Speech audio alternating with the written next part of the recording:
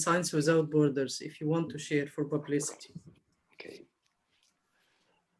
Also the positive thing for Corona that it make publicity for the scientific events by Facebook, by Twitter, by all social media. It's a benefit for science, I think. It is. It is. Hello, Almas. How are you doing, Almas?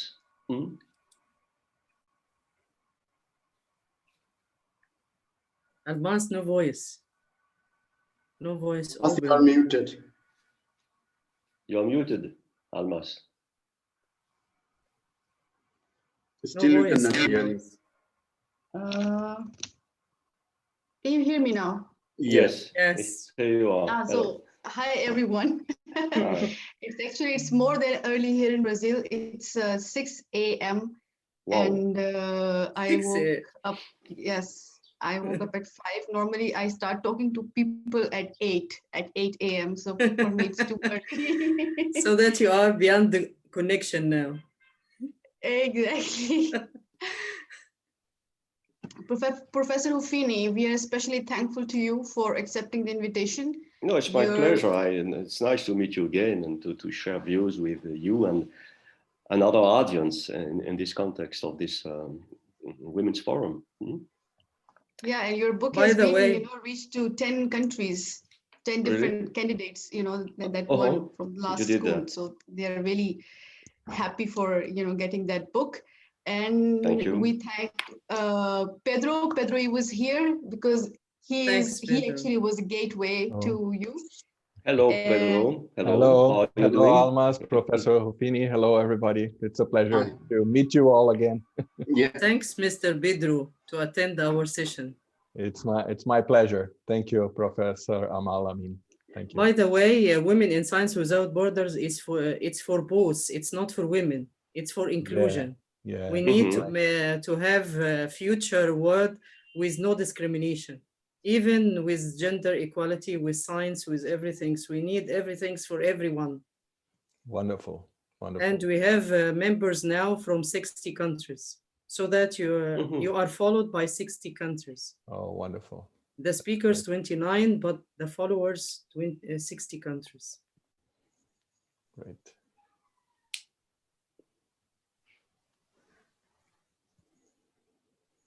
I think 5 minutes, and then you can start, Almas. 5 minutes. Okay, perfect. It was nice meeting you. I will leave you to your session. Okay. Thank you. Okay, thank you. so Thank much. you, Professor Amal, for inviting us. Thanks. Please, at the end of the session, open your cameras and take photo with all speakers. Yes. Okay. Okay, Almas. Okay. I know perfect. that Thank you know the social media issues. Okay. Yeah, but after 1 hour of these online sessions, we are it's very fine to forget as well. So I would ask Munir, you also please take care of this, please. At the end of the session, maybe the last 10 minutes, open your cameras and take photo. Okay. I will remind you as well. Thanks a lot. I will leave you to your nice session. Bye bye. Meet you again at the end. Bye bye.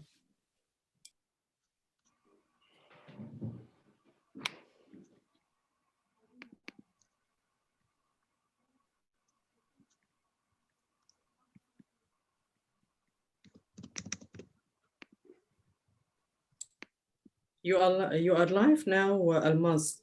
Share the site on your Facebook page. Okay. I'm just messaging Muhammad Adil because I am not sure why he is late. Maybe he is asleep as well. No, in Pakistan, I guess it's not that.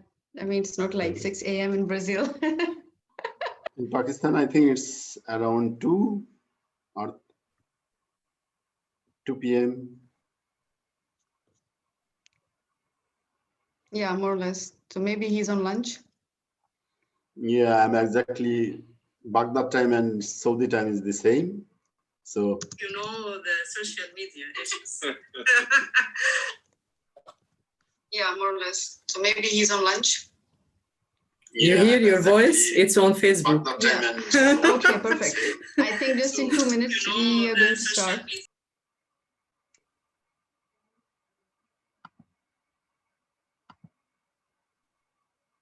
Your voice? It's on Facebook. Okay, perfect. I think just in 2 minutes we are going to start.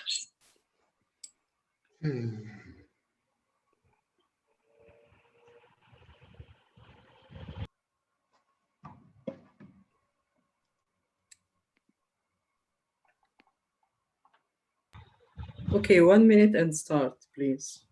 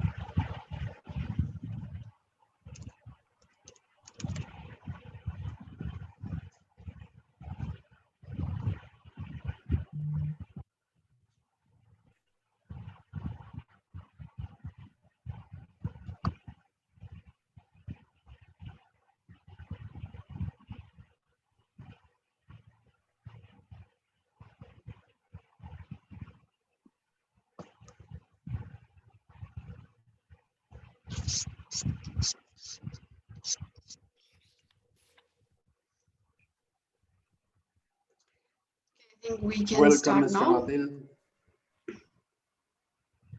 Welcome. Just start. He will Okay. catch you. Yeah, okay. So hello everyone. Good evening, good afternoon, good morning, from wherever you are joining us. Quite happy to get invitation by World Forum for Women in Science Without Borders, a forum that is being held online from yesterday. Today is the second day, and tomorrow it will continue as well. And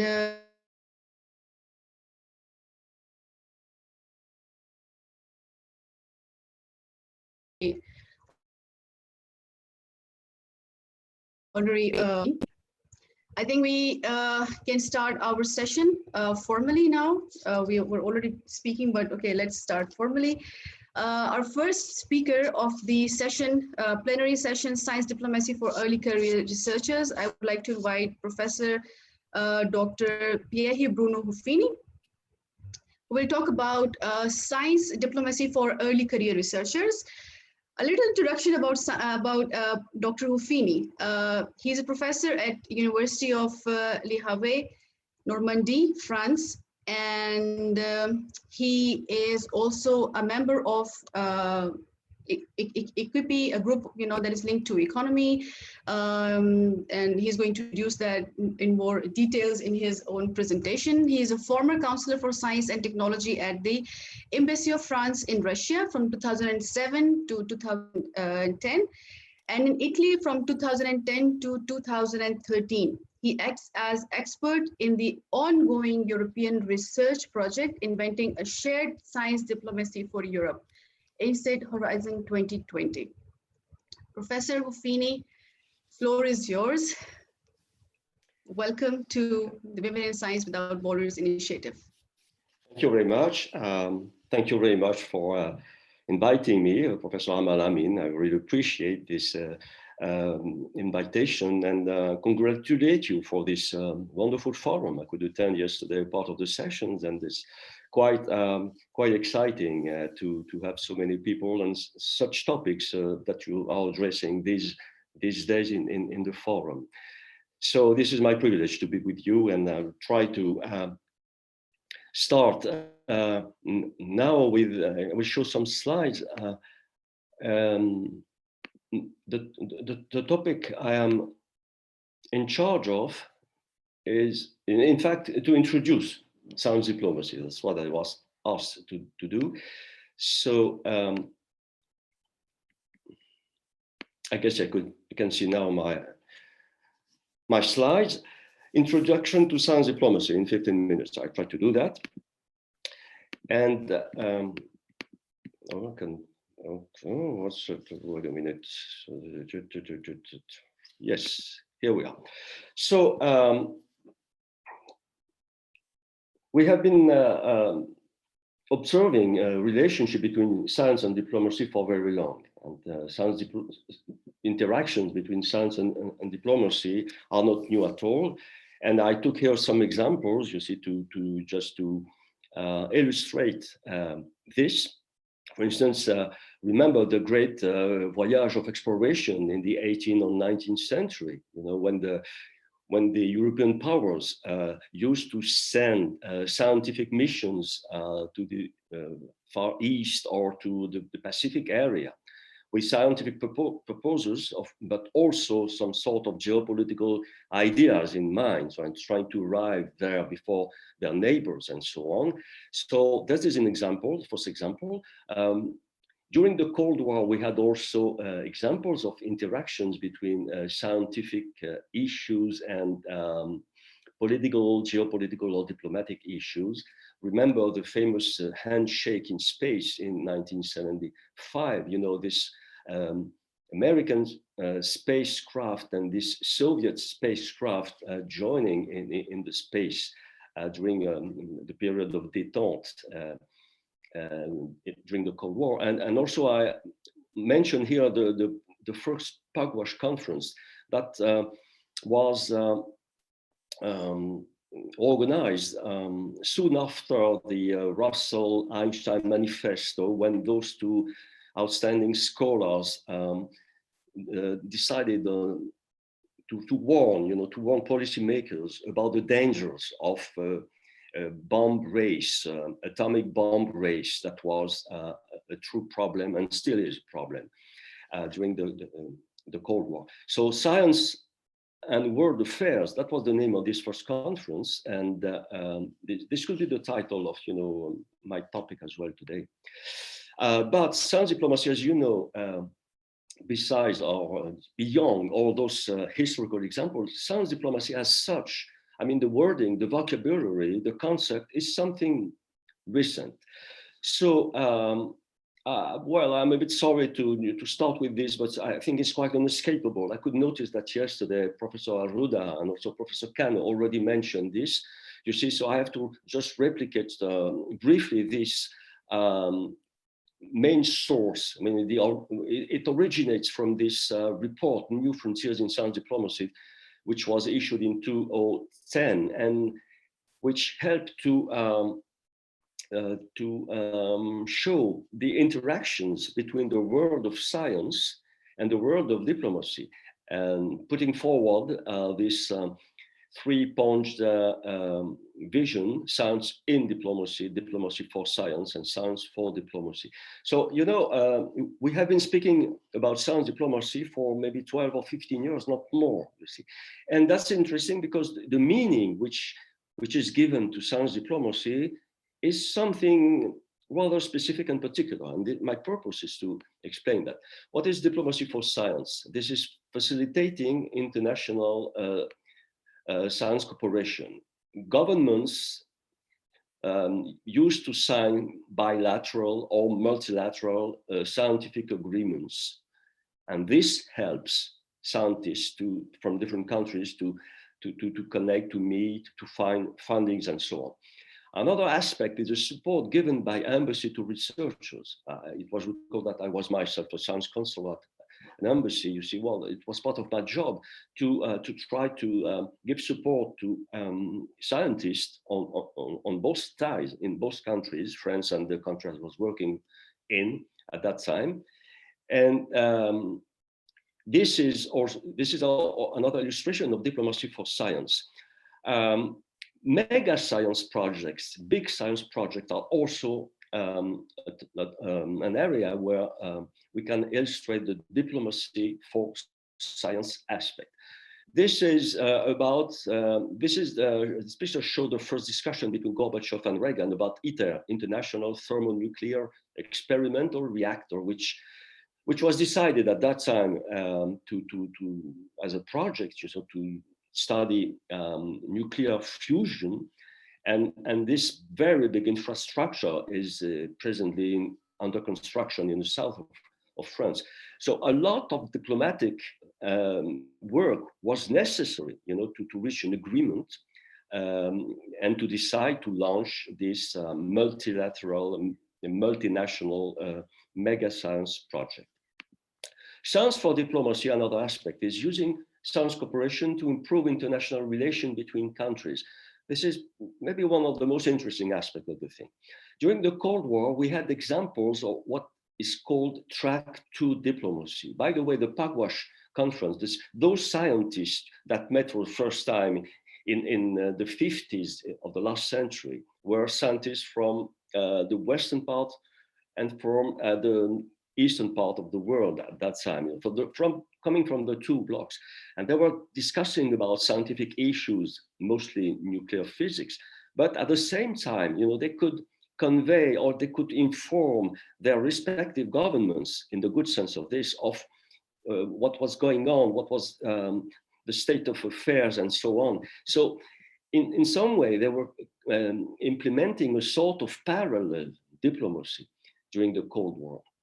And today, Science for Diplomacy is put forward with the idea that scientific relationship between countries can be helpful when those countries are not in so good terms. The political relationship may be not so good, but nevertheless, relationship between scientists can go on and that can show some sort of positive aspect of relationship between countries. We have examples with the relationship between the US and Iran, you see, and the academies of sciences on both sides that never stopped to interact and to organize meetings. We have today the example of relationship between Russia and European Union or America. You know that the relationship is not good politically speaking, but the scientific collaboration didn't stop at all during that time. Maybe the most famous example of this Science for Diplomacy aspect is the famous Cairo speech of Barack Obama, when he decided in 2009, and he was in Egypt, and he among other things, he announced that he would send envoys, the famous science envoys, that is top-level American scientists, that he would send to Muslim countries, Arab-speaking countries, in order to try to reconnect with this part of the world, and which with the relationship between the US and those countries, as we know, were not that good and not good at all in the early of this century.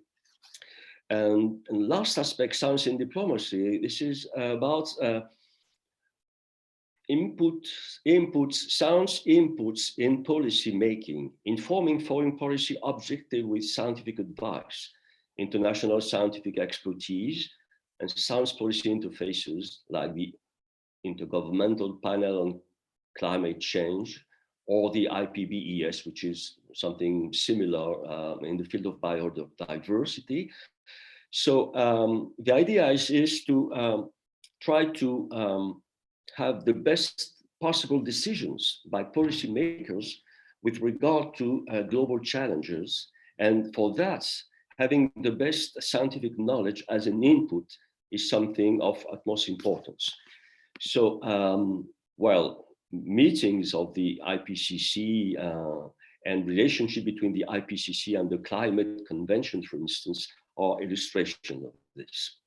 I can just mention here also this mega science infrastructure, the Sesame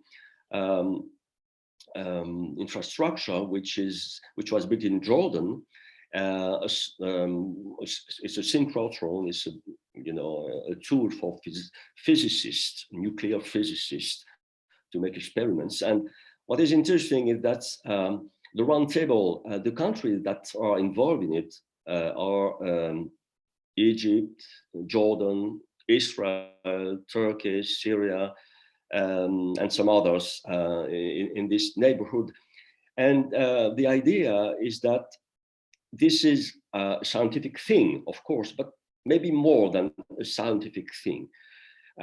This sort of achievement could exemplify that's the scientific communities of countries which are not, and politically in agreement in this area. Well, through the scientific expression of cooperation, it could possibly transfer to the idea that a better understanding is possible. So in this area, so this is the idea that we can have science for diplomacy here, and also diplomacy for science in this Islamic project, because both aspects are involved, were involved in order to set this program, which has been working for 3 years now in Jordan.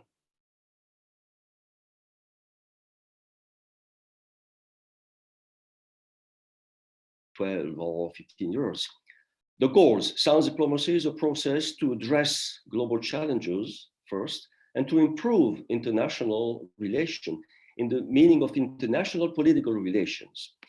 And the two main levers or tools for achieving those goals are international scientific cooperation and good or sound science advice in policy making.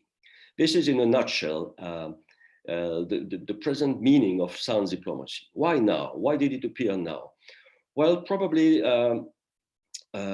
reasons are to be found in the rise of concern about global issues, which started to get traction in the public opinion in the last third of the previous century, and environment, health, and so on.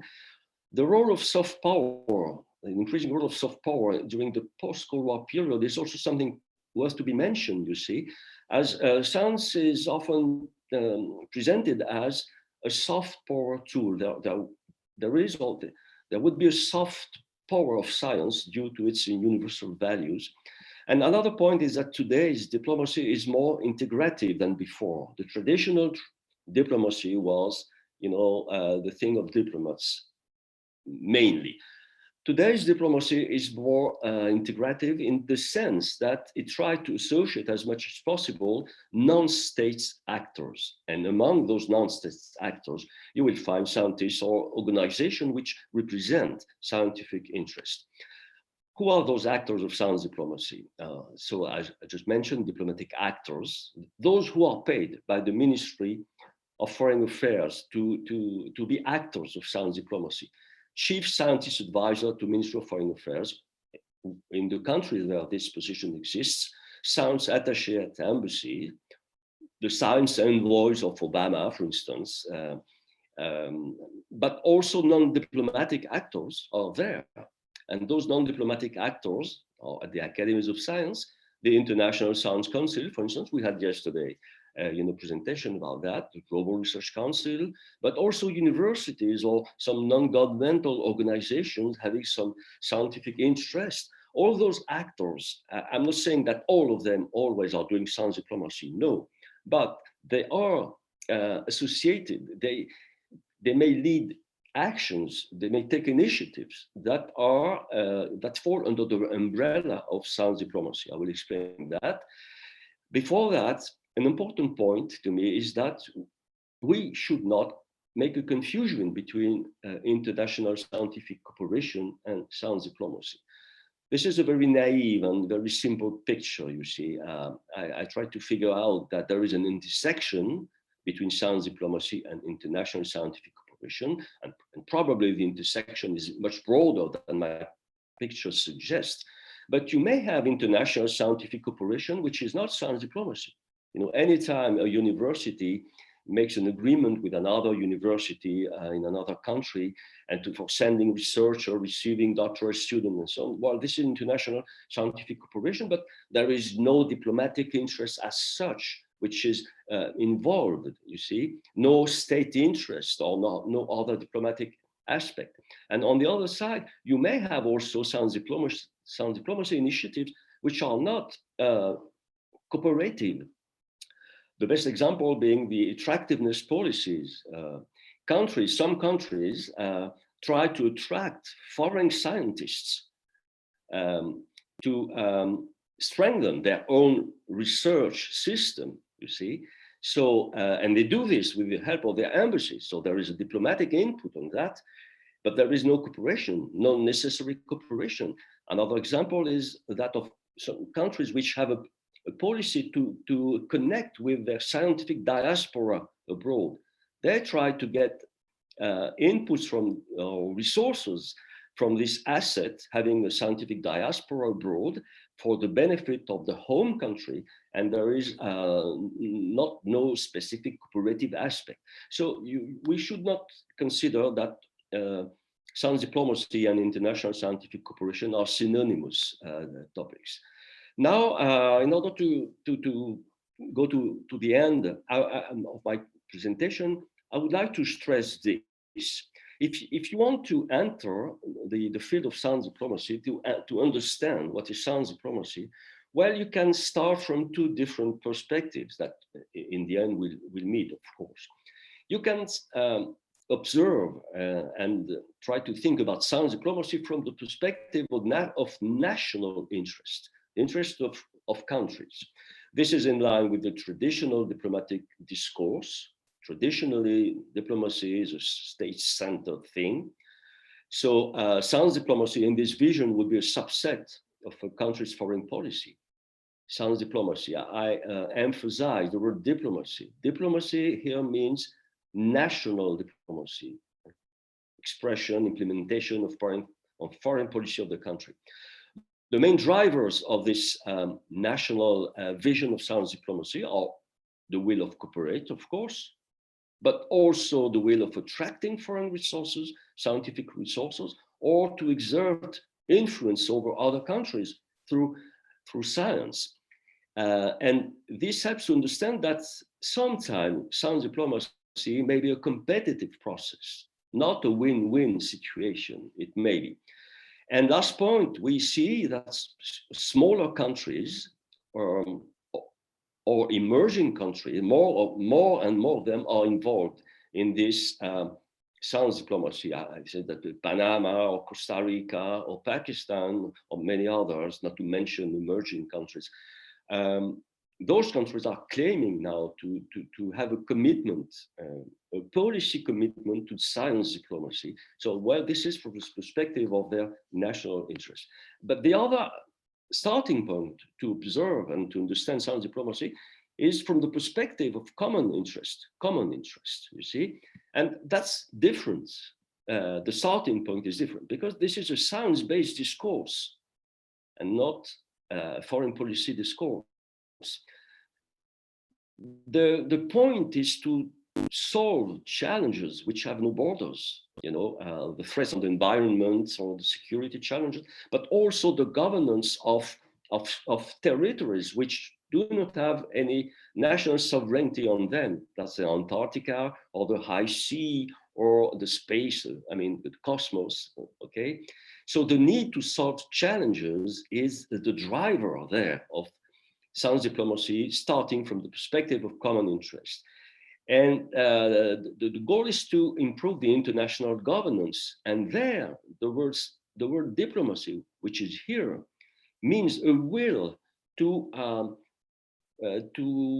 impact, to weigh in on international relations between countries, to weigh in on the international order with the idea of improving it. So we are in the realm of multilateral science diplomacy, and such multilateral science diplomacy aiming at common interests is collaborative and inclusive. Collaborative because, negotiation try to find win-win situations, and inclusive as the goal is to include as many national actors in discussions, but also include non-state actors, as I mentioned before. I like this definition of science diplomacy from Professor Berkman, who is an expert and practitioner, very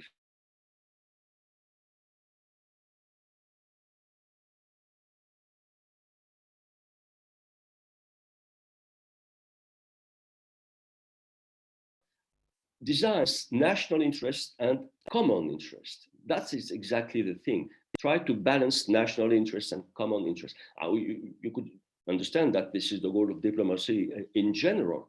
And here we're speaking about science diplomacy, and we're trying to combine the role of science with regard to this balance of national interest and common interest. So science diplomacy, we can say that, I'm almost finished with this, is about the role played by science and scientists in advancing countries' national interests and needs. This is the national perspective.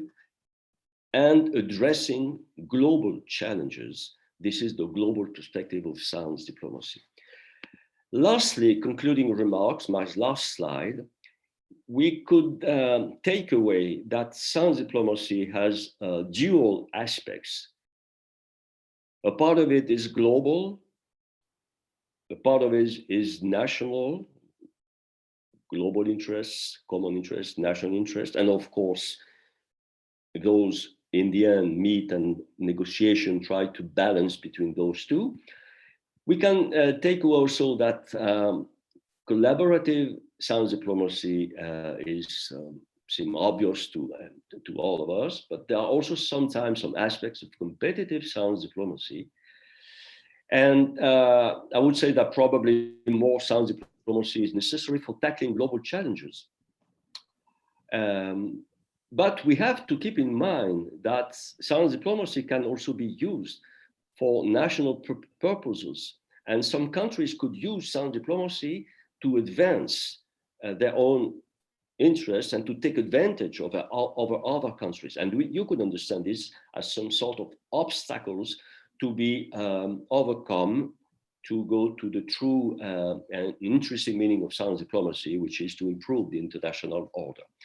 And lastly, if we look at the COVID-19 situation, you see, we can understand how it is difficult and challenging to balance those national and common interests, because this situation has shown that on the side of science, scientists at the international level would quite able to coordinate and to exchange data and so on, and in the end, we got very quickly vaccine solutions. But on the diplomatic side, that's much more confusing. There hasn't been a true multilateral, efforts to address this global pandemic. The idea is that the global challenges would need global solutions, and we are very, very far from it, because the my country first strategies have been maybe more important or more outstanding ones than trying to find collaborative strategies at the global scale. So that's, in the end, we should be, sometimes modest about science diplomacy. The COVID-19 situation shows that there is still room for improvements in order, to benefit from the efforts, from the potential of science diplomacy for addressing these challenges that we have now. And thank you for your attention.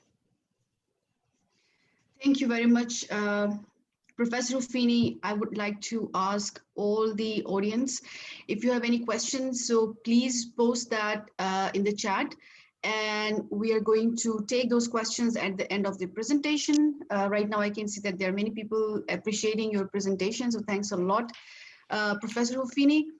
Now I would invite my co-moderator of this panel, Dr. Muniruddin Ahmed, who is a Bangladeshi scientist based in Saudi Arabia. Dr. Munir. Thank you, Dr. Almas, for introducing me. You already know who I am. So I'm going to invite our next speaker. And our next speaker is Secretary Pedro Ivo Ferez de Silva. Yes. Pardon me if I could not pronounce your name properly. However, Secretary Pedro is a career diplomat and is the head of Science, Technology and Innovation section of the Brazilian Embassy in Berlin. and he's the co-founder of the Sao Paulo Innovation and Science Diplomacy School. Previously, he worked in the Brazilian Embassy in New Delhi as Deputy Head of the Division of Information Society of the Brazilian Ministry of Foreign Affairs, and as the Brazilian representative to the Internet Corporation for Assigned Names and Numbers. Prior to joining Brazilian Foreign Service, Pedro was the Director for Customer Service at Comtel Communications in Sao Paulo, Brazil, and Software Development Coordinator at Siemens AG in Munich, Germany. Pedro has got a very interesting academic profile. He holds a BSc in Electrical Engineering and in Philosophy, and an MSc in Philosophy of Technology from the University of Sao Paulo. So, Zoom is yours, Secretary Pedro. We are waiting to listen to you. Thank you. Thank you very much, Dr. Munir. Thank you also, Dr. Almas Sawan. And I would like to thank the Women in Science Without Borders and the University of Duhok for the kind invitation. It's a pleasure for me to be here. I will share my screen now.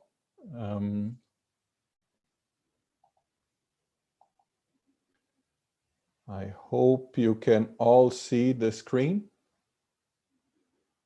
Yes? Yes, Pedro. Okay, great. Perfect. Wonderful.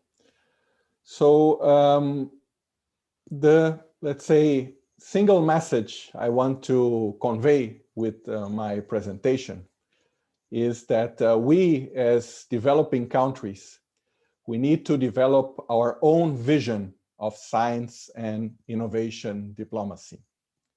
Let me elaborate this a bit further. Well, science and innovation diplomacy are not ends in themselves. They are tools, or like Professor Ruffini said, they are processes that are employed for us to achieve certain goals. And we, as developing economies, middle and low income economies, we have goals that fundamentally differ from those goals of high income developed economies. We need to eradicate poverty, we need to fight hunger, we need still to build basic infrastructure such as roads, water supply, and also telecommunications. We need also to curb various forms of violence. We need as well to increase our scientific and technological capability to a minimum reasonable level. So science and innovation diplomacy can be tools to address these challenges, but only if they are employed correctly and in the right direction. So we need to develop our own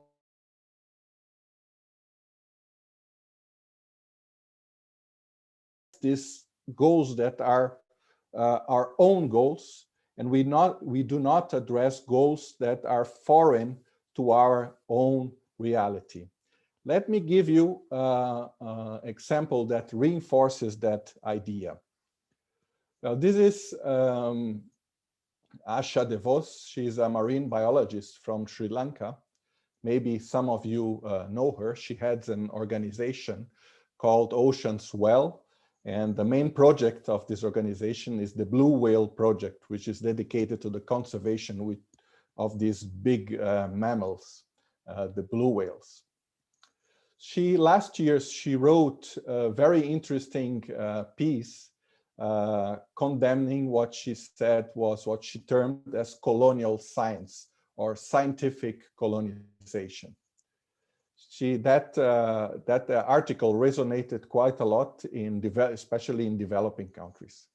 So basically, in that article, she says that, well, she researches whales.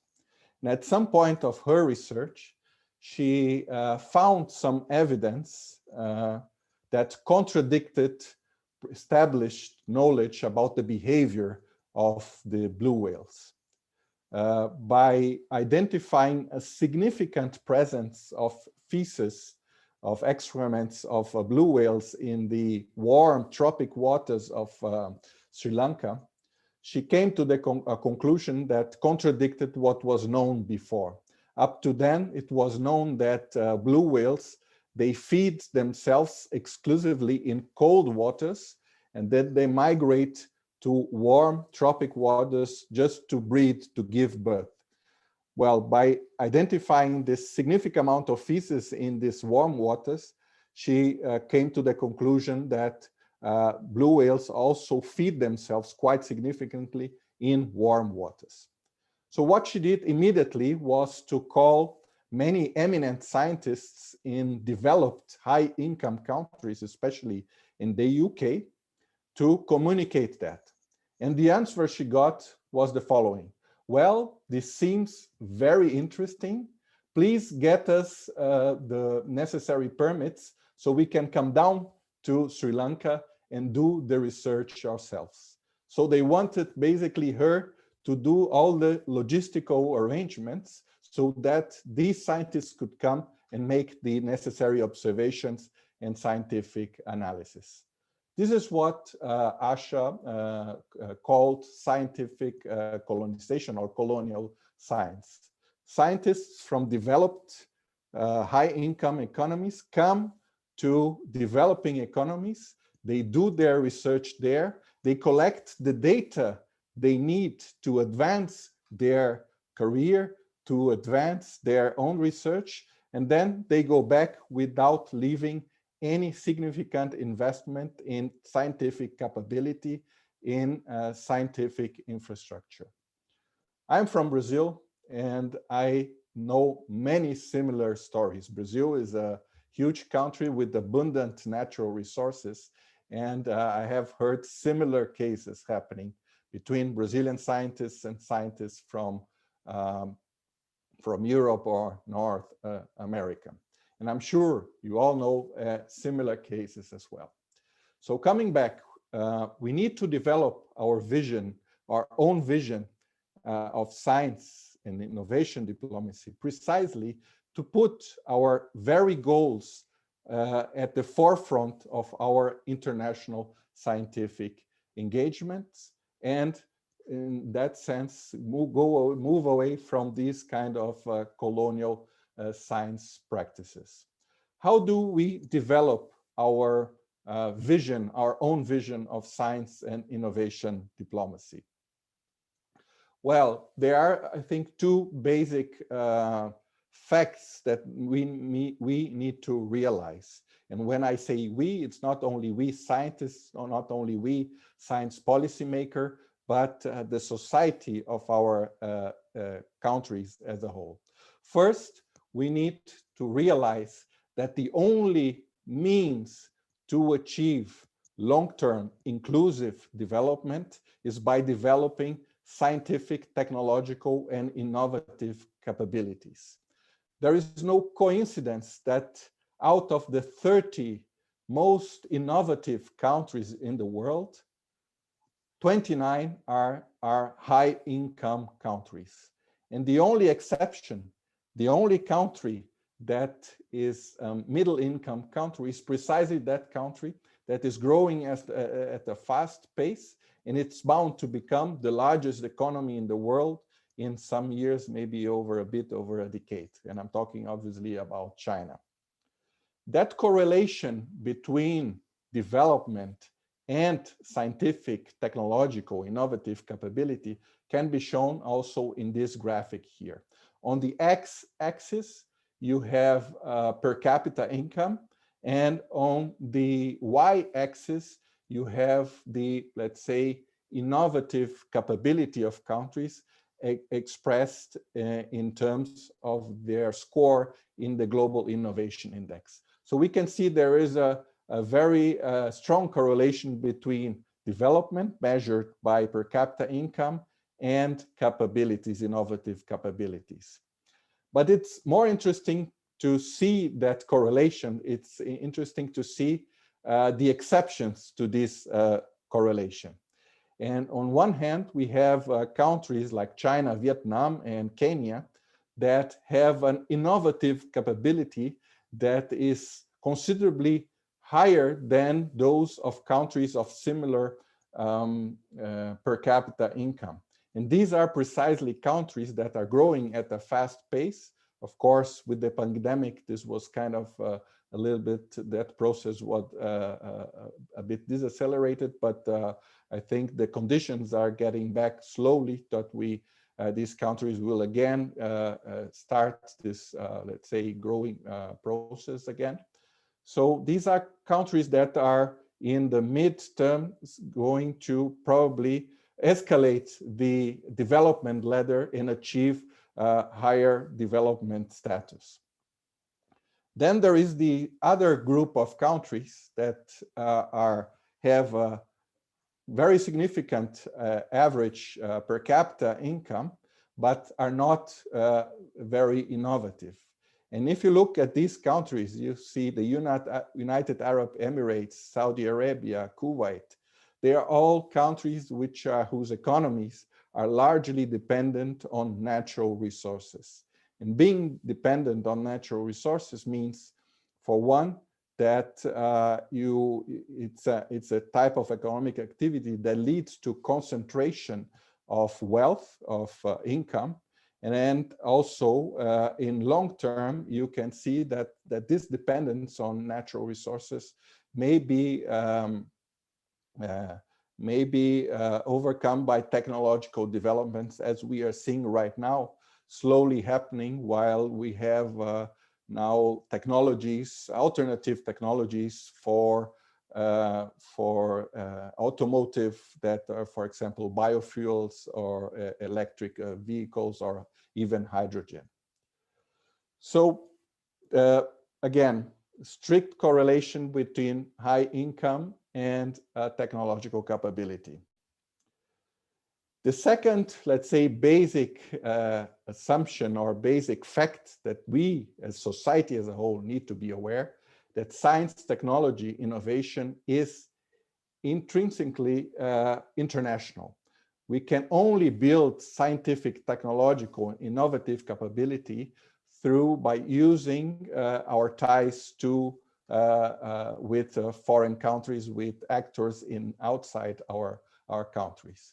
Basically, no country in the world, as Professor Charles Weiss from Georgetown University said, can rely 100% on their own scientific capability precisely to increase their very scientific capability. So communication to the world is highly important. And I give some examples here.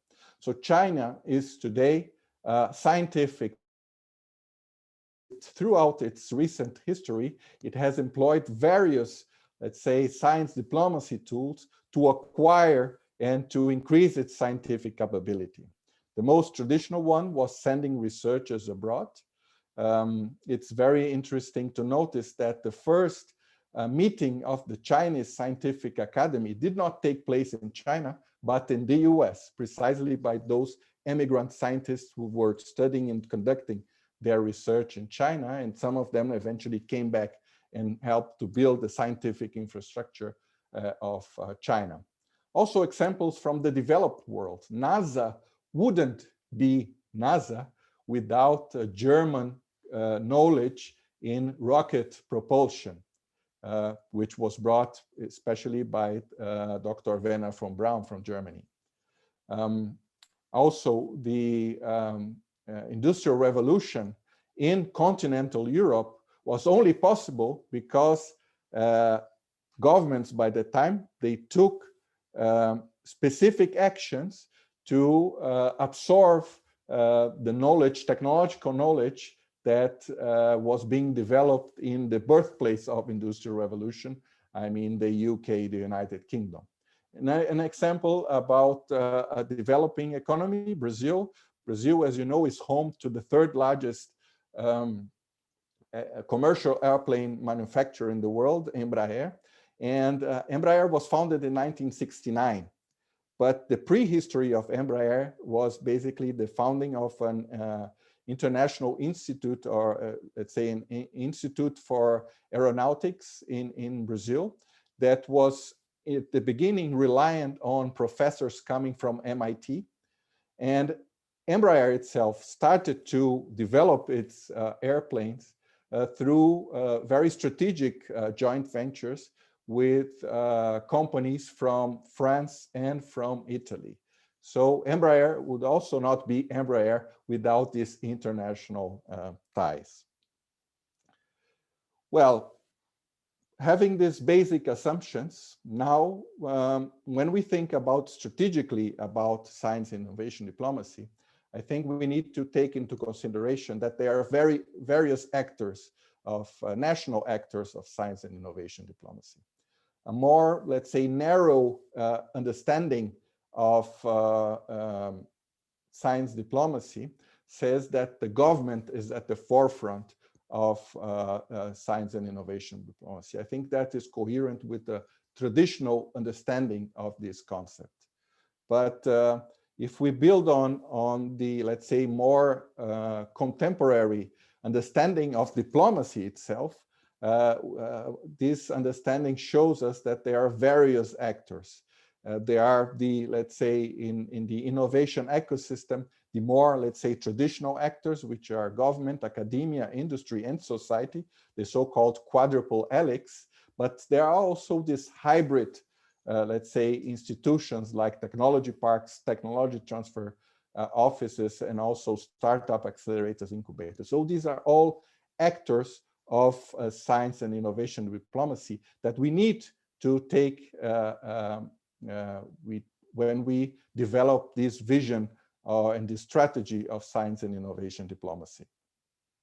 Now, what are the challenges and the opportunities that developing countries have? What are the challenges they need to overcome in order to build their own vision, their own strategy of science and innovation diplomacy?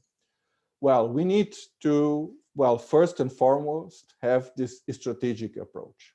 And for that to happen, I think there are various actions that need to be taken. First is to build, let's say, a higher degree of institutional level, a higher degree of institutionalization in some actors, especially the government. Brazil, for example, has had a Department of Science Technology in our Ministry of Foreign Affairs since the 1980s. So a department devoted to science diplomacy since the 1980s. That's unfortunately not the case with many developing countries, although in recent years I've seen some progress in some countries. But I think this is one focus area. Another is that considering that universities and also, let's say, research institutions are a big player in and can take a big part of our science and innovation diplomacy activities, they need to improve their internationalization level. Normally, universities in developing countries, they tend to send a significant amount of students abroad, but they don't have special programs to receive students from abroad. And that's something, an effort that we need to really be careful, we need to improve. Also, on the more commercial side, I think there is lack of integration of our actors like companies or development institutions, R&D institutions, lack of integration in global value chains. Normally, developing countries tend to occupy the peripheries of global value chains. We are either, on one hand, we are supplier of raw materials, we are supplier of natural resources, and the other end, at the other extreme of the global value chains, we are consumers of high-end technology products that are already made and come to us. So we are technology consumers, basically. We don't occupy significant places, of course there are exceptions, in the middle of those global value chains, where actually value add happens, where we have higher income jobs, we have more complex technological activities that contributes a lot to the income of our economies. We also need to improve our absorptive capacity, basically our capacity to understand and build on technologies from abroad. And that's basically done through human capital. Also very important to stress that we need to improve our knowledge of English, and that's maybe affects many sectors, but I want to stress that because unfortunately in many countries, the knowledge level of English is very low, and we cannot deny the fact that English has established itself as the lingua franca, so the language that we use to communicate to the world. But not knowing English, we lose a lot of opportunity to be in contact to the world and establish very strong ties. And also very important, we need to build academic research capability precisely on science and innovation diplomacy. We see that happen in many countries. Europe and France is very lucky enough to have Professor Ruffini as an academic researcher in that field, but unfortunately, we don't have Professor Ruffinis in many countries, in developing countries.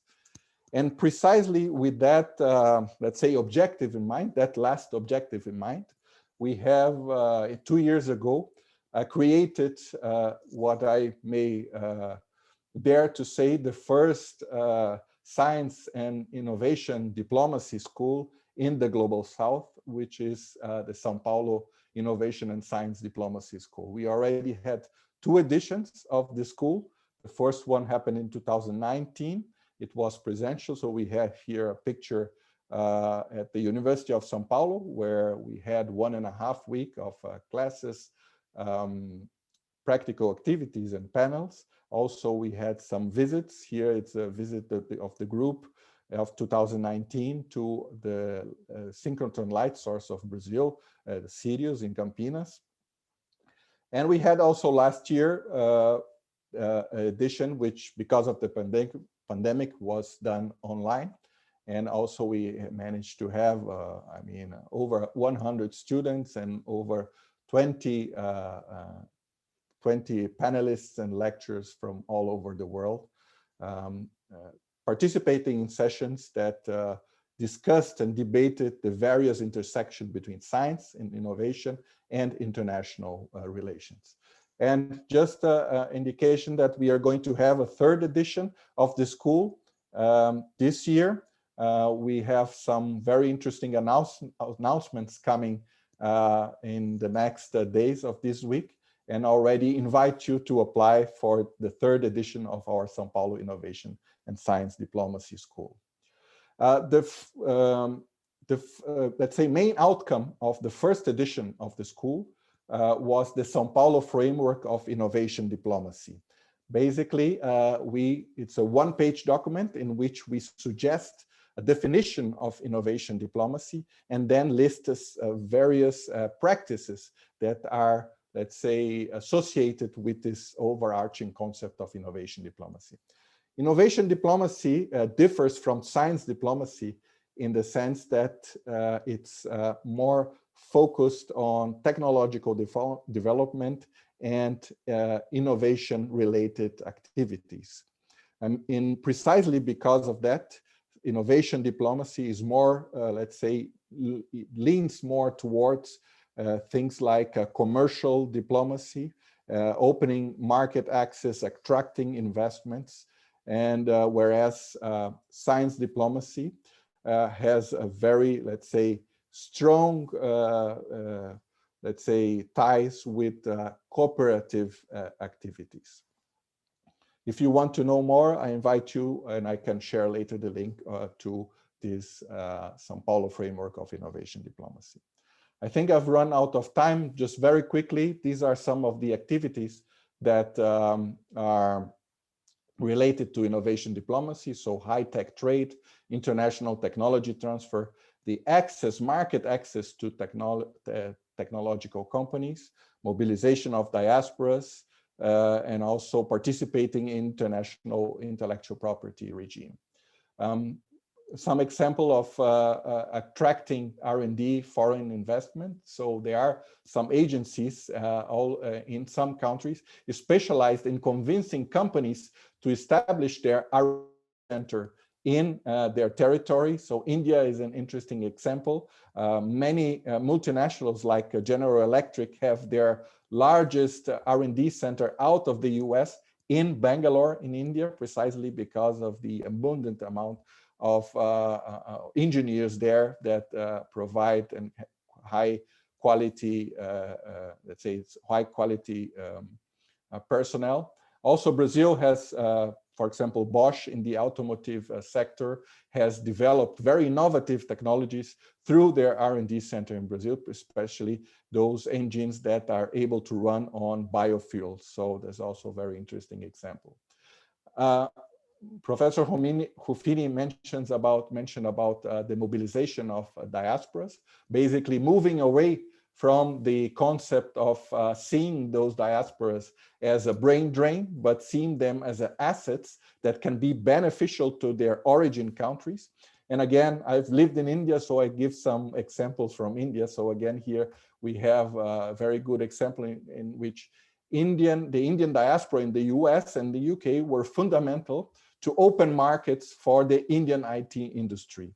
Indian IT industry is responsible for a significant amount of Indian exports, precisely because of their success in these markets, and their success comes from the activity of these diaspora. And we see many Indians in very, let's say, eminent positions in big techs, like the CEO of Google, CEO of Microsoft, and many other companies are of Indian origin. And in Brazil, we have also been performing various meetings of diaspora. 2 weeks ago, we organized here in Berlin the first meeting of the Brazilian diaspora, of science and technology diaspora here in Germany.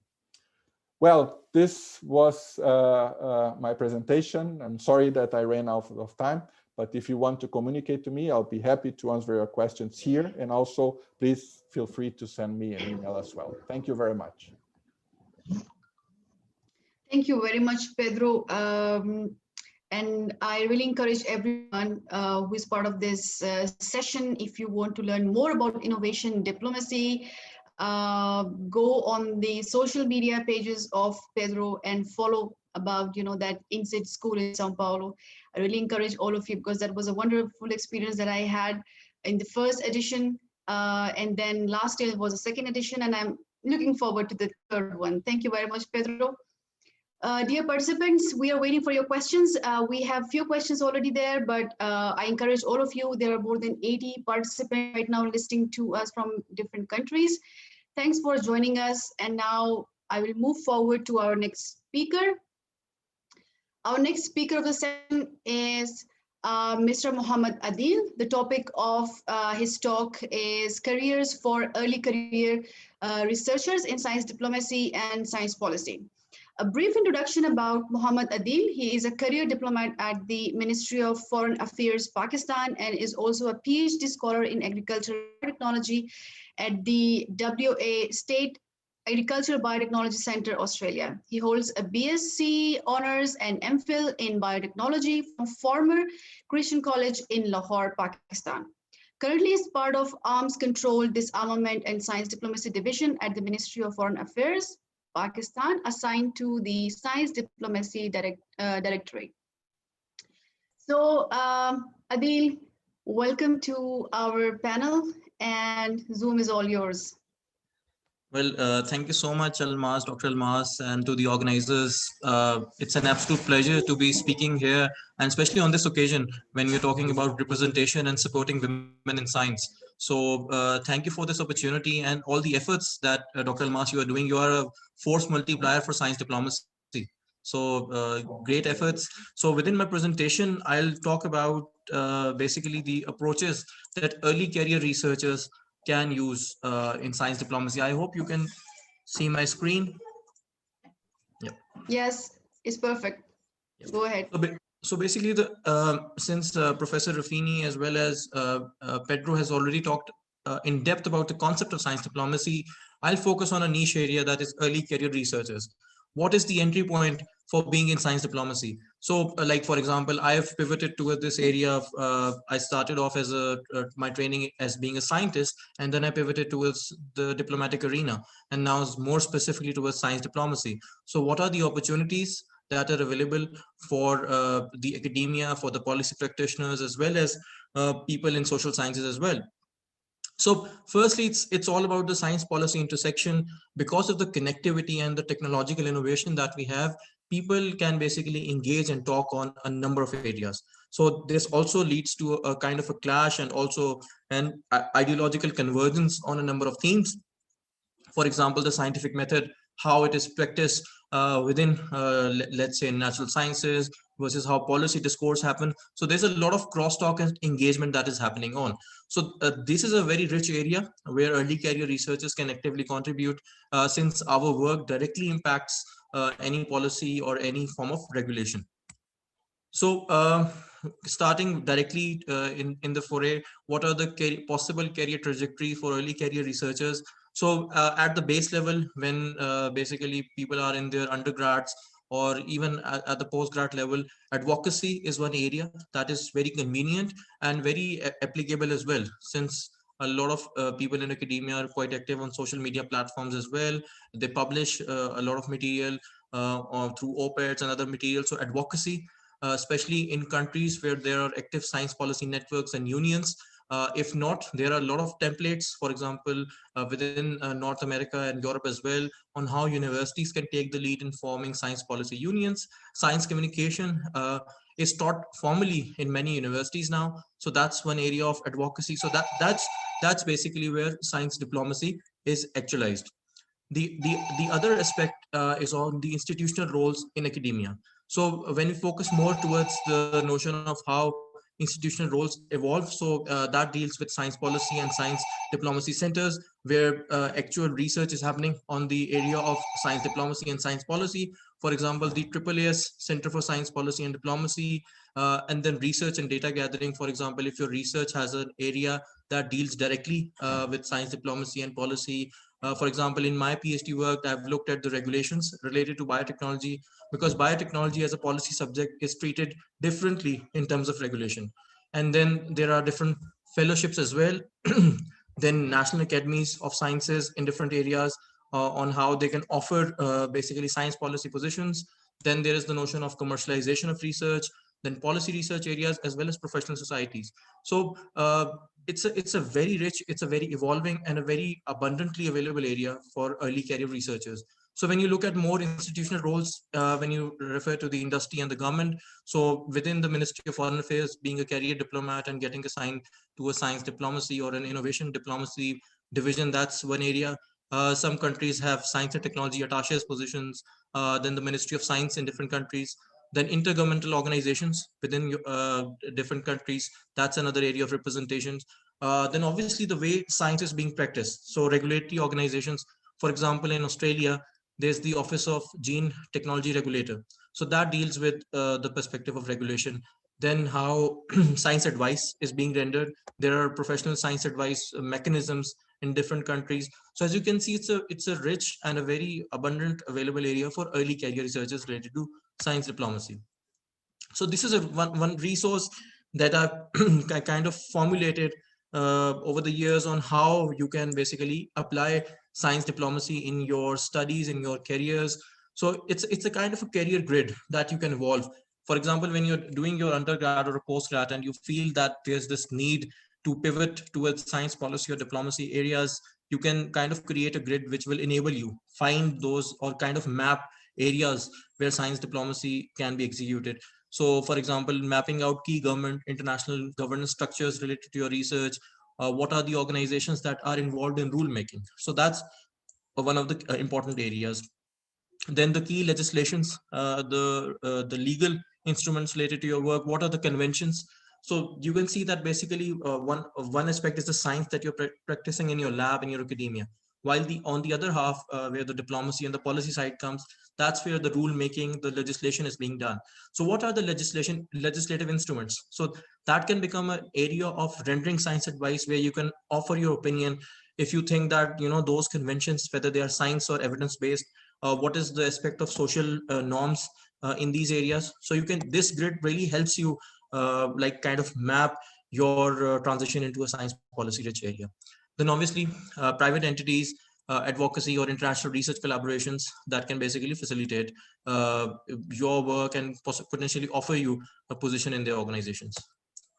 So one of the resources that I share a lot in such presentations is Fast Track Impact. They've created tools and templates quite similar to one that I've shared.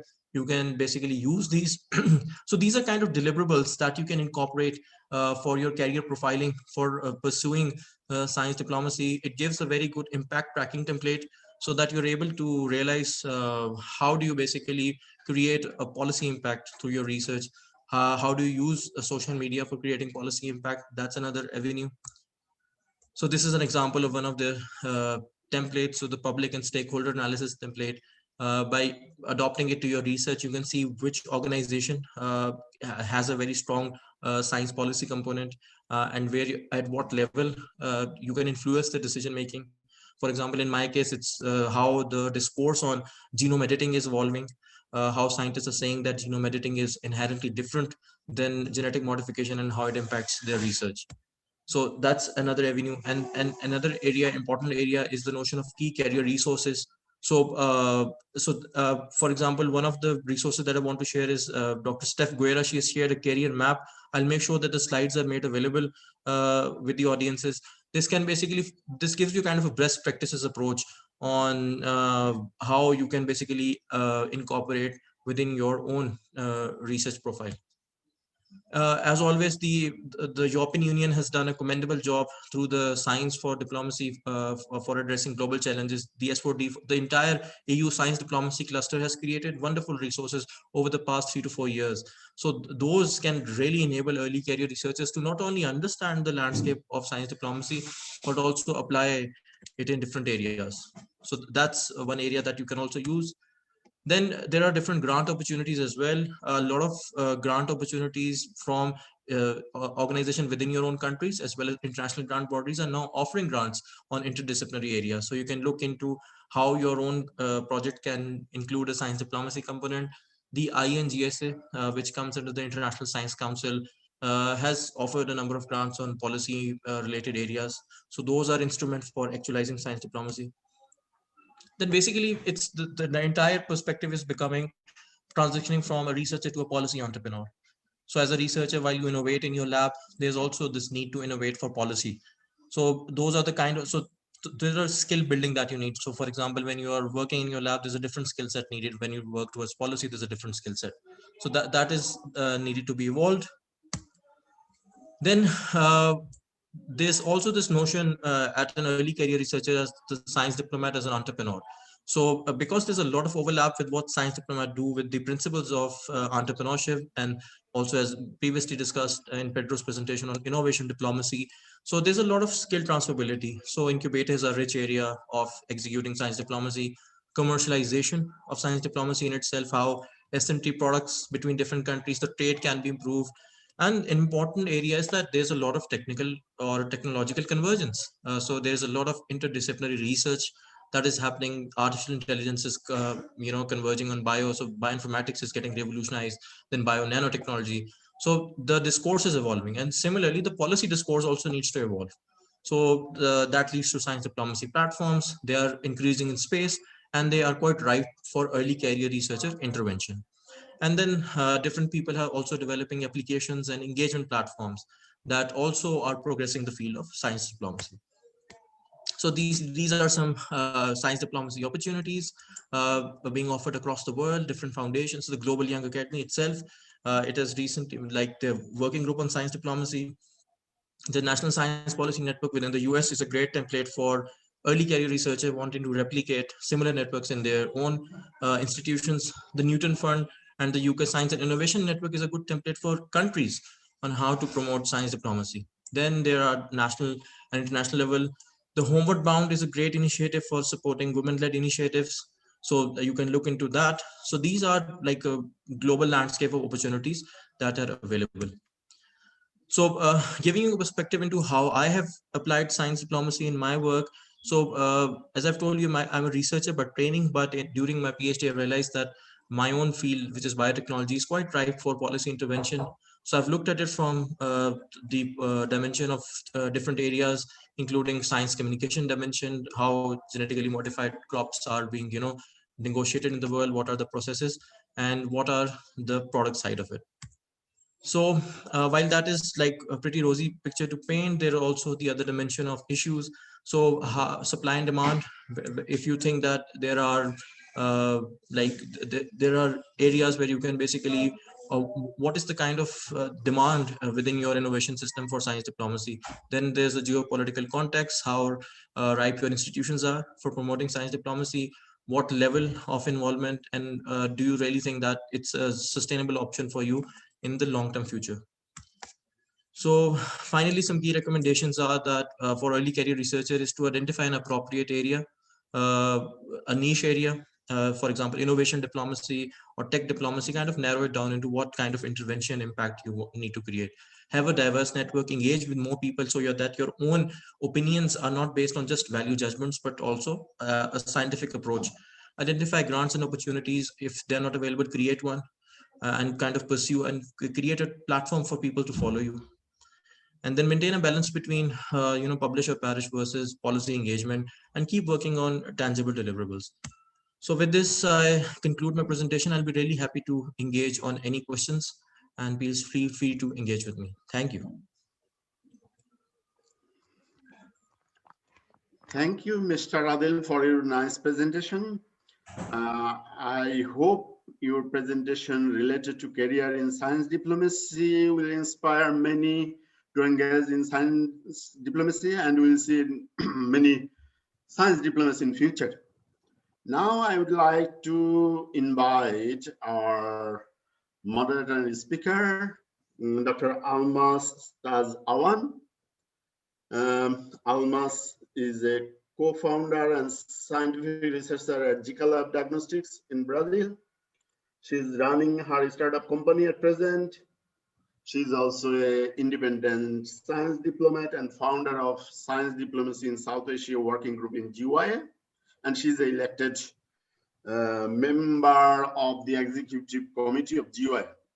Almas is going to talk about effective communication for science diplomacy. Almas, Zoom is yours.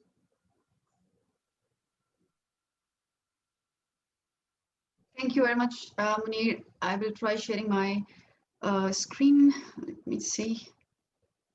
Okay. So can you see now?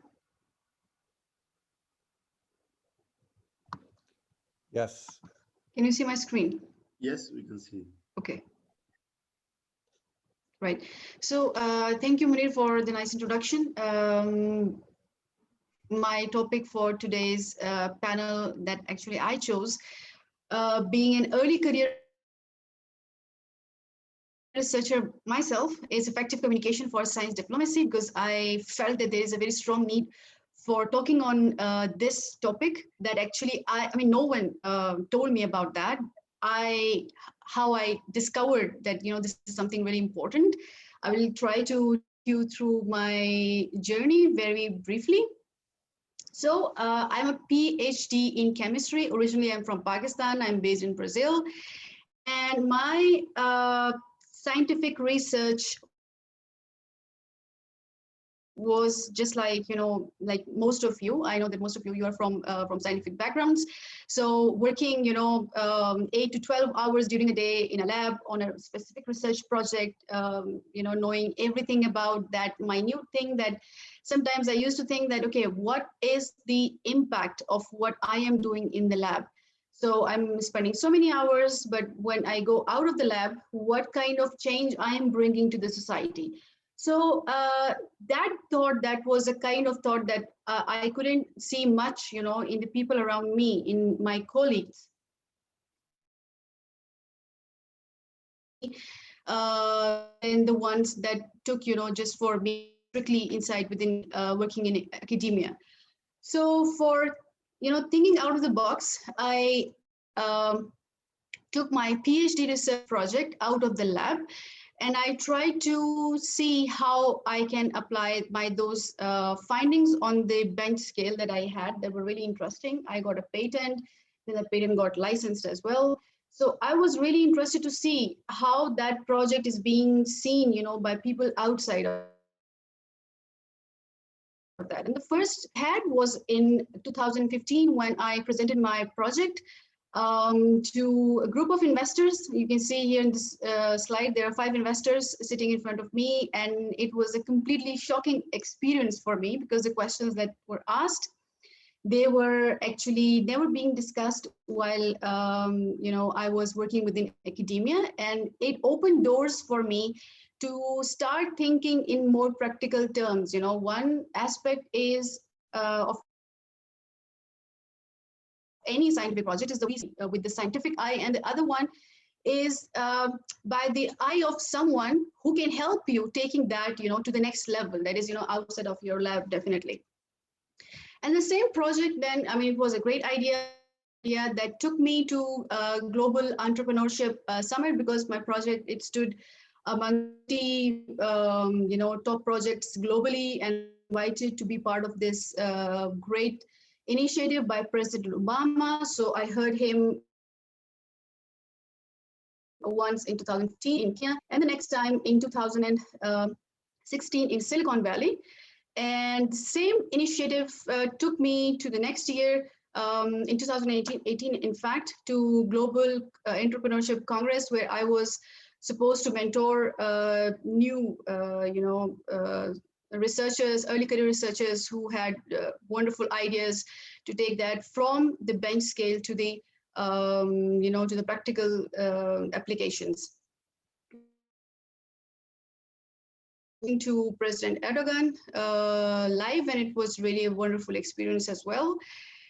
Another experience that was a bit different, first experience that I told you were, by world politicians, and now you can see that I'm standing in a metro station, subway in Berlin, where I was giving my scientific presentation to common people who were passing by. And it was another, eye-opening experience for me, because there were many people, so many, basic questions. And in my mind, I was always like, okay, so people from the global south, they know very less about science, but people from the global north, they are different. And this experience was an eye-opener for me, because I was completely wrong. I could see that how is the gap so big, between science and society, even in the global north as well.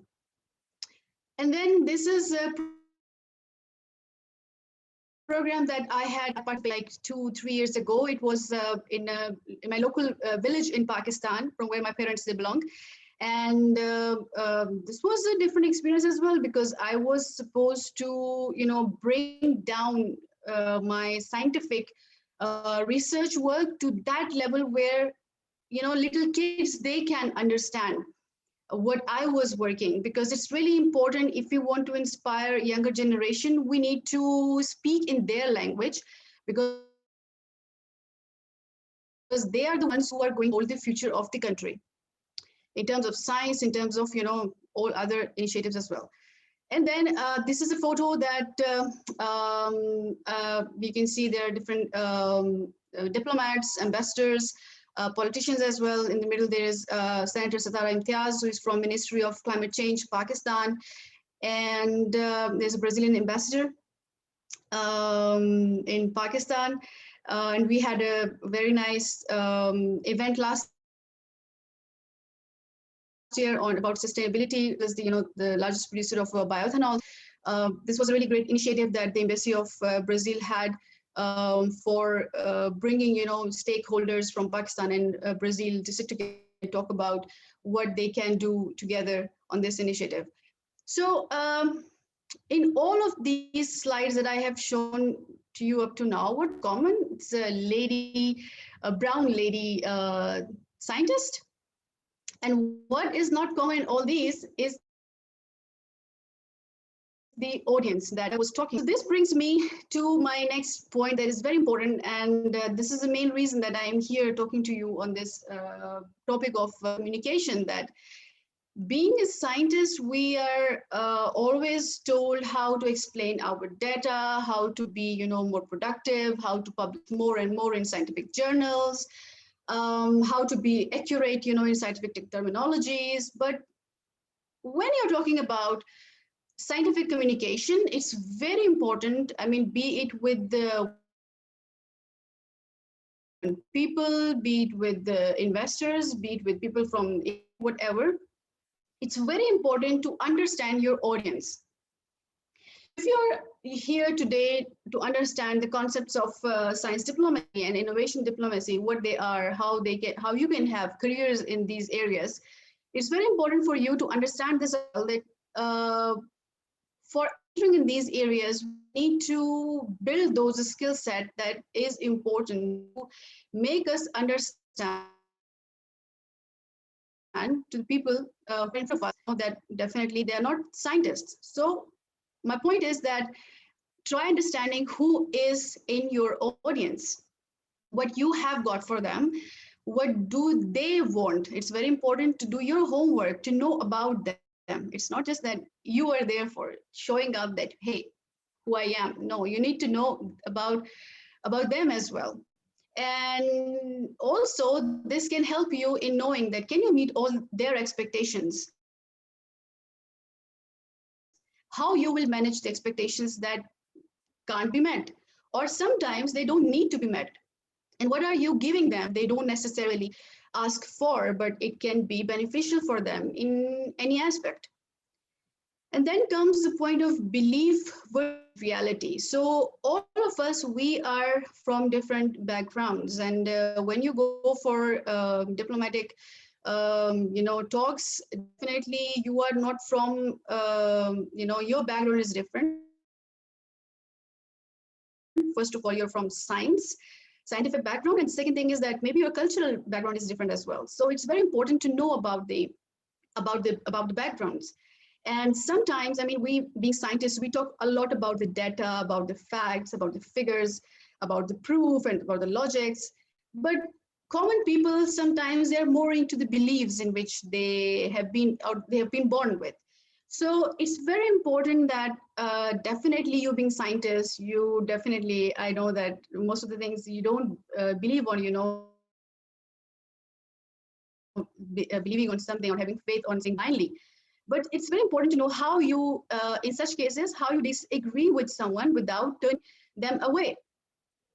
And definitely, if you have, you have marked an appointment with someone important, a very important stakeholder, you would not like them to go away in the first meeting. So it's very important to know your skills. And studies have shown that when people lack status, they resort unnecessarily technical language in an attempt to look smart. And this is a very common concept that is being prevalent about scientists, that they're always into speaking the language that is being very hard, and it's sometimes it's almost impossible for a common person to understand. So this is a very nice saying by Adam Grant, and I like this thing. That's why I tried to put it over here, that when big people, they have status, they're more concerned with communicating clearly. So if you want to think bigger, if you want to be something, if you want to have status, real status, it's very important to show what you have done or what you have been doing or what you would like to do in a more clear and a simple way. And for doing that, it's a very nice trick actually that, that actually in our trainings for entrepreneurship, we say that, hey, you need to pitch your idea to a 10-year-old kid. So if he understands, it means that an investor can understand your language as well. This is something that I just say, I just don't say to the world of, it should not be just confined to the world of I think it should be to the world of science as well. We, the scientific community, we should know how to elaborate our scientific outputs, our scientific results. For practicing that, try to practice your talks, your ideas in front of a 10-year-old kid, and you will see that the basic questions that that kid will ask will make you understand that probably you still need to simplify your narrative. So why I'm saying about the 10-year-old guy, because actually when you're talking to a 10 years old kid, so he is actually, he won't know the terminologies, and that you're talking about. So he would like you to explain each and every bit, and that will let you make your scientific findings convert into a narrative that can be easily understandable by a layman. Layman is someone who has no scientific background in your area. And be very mindful that even among our scientific communities, I mean, what expertise I have, if you are from chemistry, from the same area, still your expertise will be different. They differ, and the scientific basics as well. It's very important to let them split in the simple narratives to be understandable even by our own colleagues. I talk about the language. I cannot put this down. I don't know. Okay, so language can be a tool, and language can be a barrier as well. When I talk about language, it can be it's about both spoken and the body language and intonation as well. So I'm originally from Pakistan, and I see that there, if you are a scientist, it's better to speak about your science more seriously. And while I am living in Brazil, I know that Brazilian way is different. You need to be, more, in a light mood. You need to have a smile on your face always. So this is a very, very small a difference, that if people, they don't know, they can misunderstand you, because the same way as I speak to someone in Pakistan, if I speak in the same way to someone in Brazil, I can be taken as someone angry, I can be taken as someone arrogant. Very important to know about the culture of the place as well, where you're going to start your conversation. Different high-level stakeholders.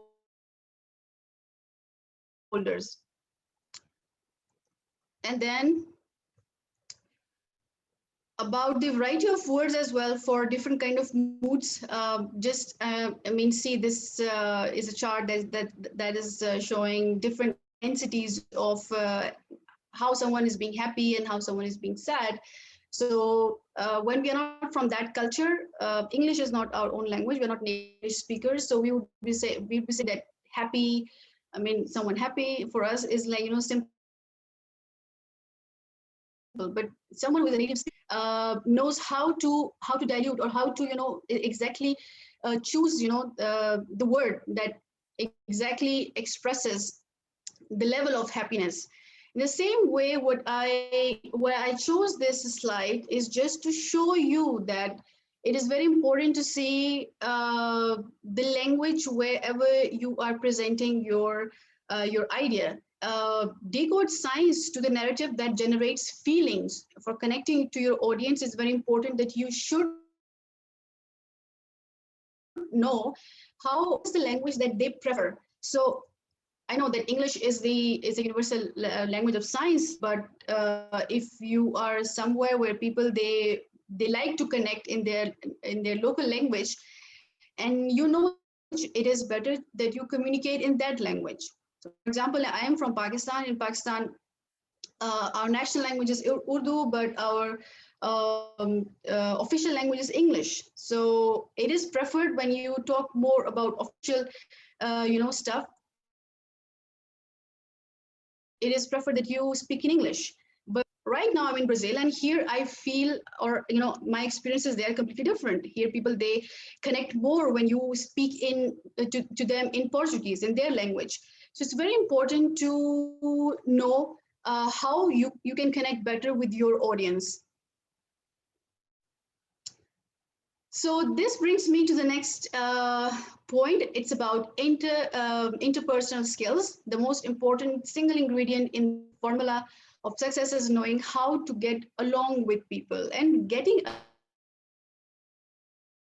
along with people, you can just go it when you have interpersonal skills. And what are those skills? They are adaptability, customer service, negotiations, affirmation skills, communication skills, conflict management, team building, self-awareness is one other that I cannot see here. But these are, I mean, I just took one slide to give you some idea, but there are so many others. And these days, there are so many resources available online. So go ahead, I mean, locate in which area you need to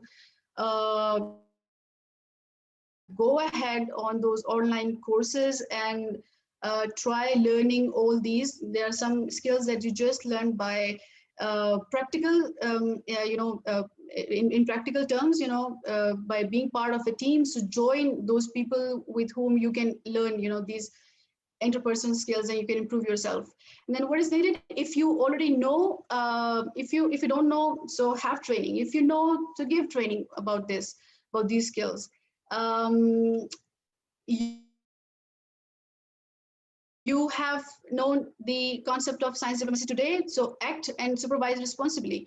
And the other thing that I would say, that if in academic background is doing well in on all these areas, I really feel that they should be given rewards. Obviously, sometimes you don't get directly, but you can have them indirectly as well. So go ahead with your nice work. You can also use social media, TikTok, Instagram, all of these, they're really nice tools these days for learning and also for teaching. And networking, one important thing is that for improving communication, it's very important. Networking is one of the point, is not about just connecting people. It's about connecting people with ideas, and people with opportunities. So you want to do, something, you're an early career researcher and you want to have your science diplomacy, you want to learn and improve your skills. So you can also social media for networking, for increasing, your stakeholder. But there are some, I don't know, I have time to go into the details of all this or not. Let me see. Okay, I'm running short of time. So, but I can share this presentation later. They're the just summary of the do's and the don'ts. It's sometimes more than, it's a kind of a two-way process. So networking, when it's a one-way process, I mean, it's my personal experience. Sometimes the other person should definitely know that how you can be beneficial. So networking, they always should be mutually beneficial. And it's a basic questionnaire for the communication preparation. Whenever you go for having a meeting with some stakeholder that is not from scientific background, identify the key stakeholder. Where are they now? Where do you need them to be? The second important point is that why are they important? How much do you know about how they see the world? So, for making, processing your own speech, it's very important to know their point of view, where they're coming from. What is the desired outcome of this communication for you and for them? So you definitely would be there for saying something on your behalf, projecting your ideas, but there will be something that they would be expecting from you. So be very well prepared, because sometimes, expectations from both sides, they're completely different. And first meeting is never, the successful one in most of the times. But Okay, and what story do they need to hear? What leverage do you have? What might get in the way of success? I mean, all these things, you should prepare this before having a meeting with an important stakeholders. They're busy people and they don't have time. So the more you're prepared, the more productive